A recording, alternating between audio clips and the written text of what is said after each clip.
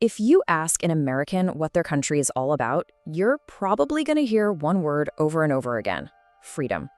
It's a huge part of the national identity, this idea that the United States is the freest country on earth. But what if I told you that from a completely different point of view? That same American freedom can look, well, a little chaotic, maybe even unsafe. Today, we're diving into a source that makes a pretty bold claim, that many Chinese people actually believe they are more free than Americans. So let's just ask it straight up. Is the United States the freest country on the planet? It's a question a lot of Americans might not even think to ask, but the source we're digging into today flips that whole idea on its head. It argues that to really get a handle on freedom in China, you've got to listen to the folks who actually live there. And that brings us to the source's core argument. And yeah, it's a shocker that a majority of Chinese citizens believe their country is more free than the US.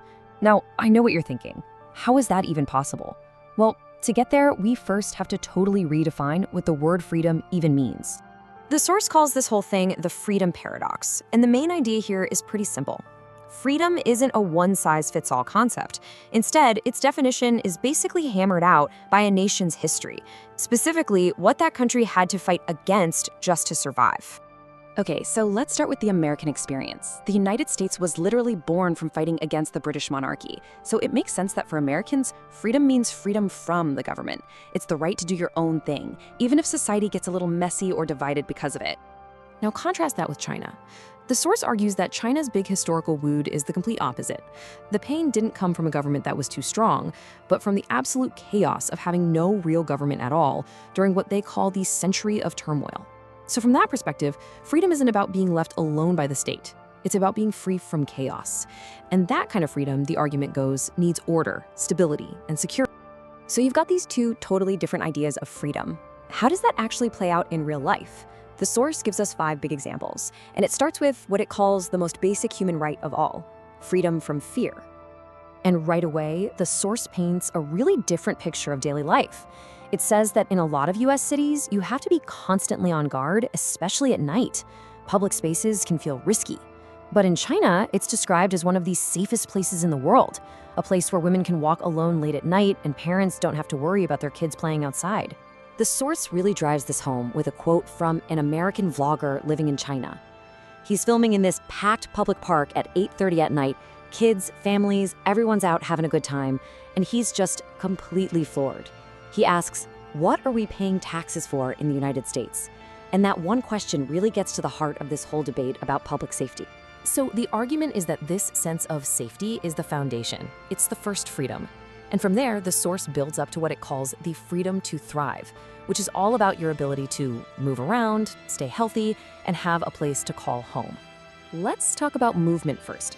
The source points to China's absolutely massive high-speed rail network and its super modern metro systems. The argument is that this creates this incredible freedom of mobility, where getting between even smaller cities is no big deal. This is put up against what the source calls the logistical nightmare of trying to travel between non-major cities in the US without a car. All right, next up, healthcare. And here, the source says there's a huge philosophical difference.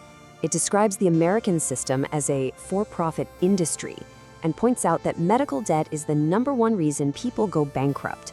On the other hand, it presents China's system as one that's designed to serve the people, where the main goal is to cure disease, not to make a profit. And to really hammer this point home, the source brings up this absolutely chilling question that was apparently in a Goldman Sachs report: is curing patients a sustainable business model? I mean, wow. According to the source, that one question basically sums up the entire problem with a healthcare system that's built on profit.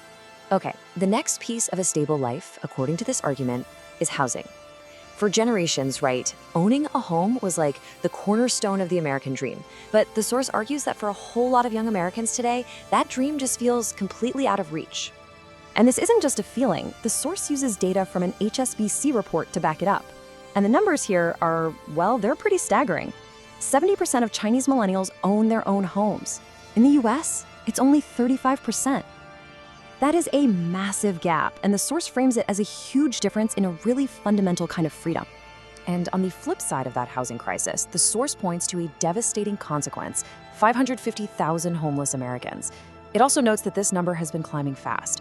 This is presented not just as a policy problem, but as a failure to provide people with freedom from a life of uncertainty and struggle. All right, this brings us to the final and, let's be honest, probably the most controversial point the source gets into, the very idea of democracy itself. You might think you know how this is going to go, but check this out. The source leans on a big survey from Europe, the 2024 Democracy Perception Index, and it found that Chinese citizens actually scored higher than people in many Western countries on key questions about how democratic their nation is. Let's just look at the data. When people were asked if they think their country is democratic or if they feel their government serves the people, a much higher percentage of Chinese respondents said yes compared to their American counterparts. It's a really surprising result, and it definitely challenges a lot of common Western ideas. So how does the source explain this? Well, it points to this concept China has called whole process people's democracy. The argument is that while Western democracy is really focused on the act of voting every few years, this other model is focused on the results for the people. Things like lifting millions out of poverty and long-term national development, which it tries to achieve through constant consultation, not just elections. So when we wrap this all up, we come back to the source's main point. Freedom isn't universal. It's not one size fits all. The West might define freedom by individual rights and voting booths, but this other perspective argues that freedom can also mean things like collective safety, national stability, and just being able to live your life without constant fear and chaos. And that really leads us to the final question, which is kind of the whole point of looking at this stuff. The source material really pushes us to step outside of our own bubbles and just ask a really basic question. When you get right down to it, what does true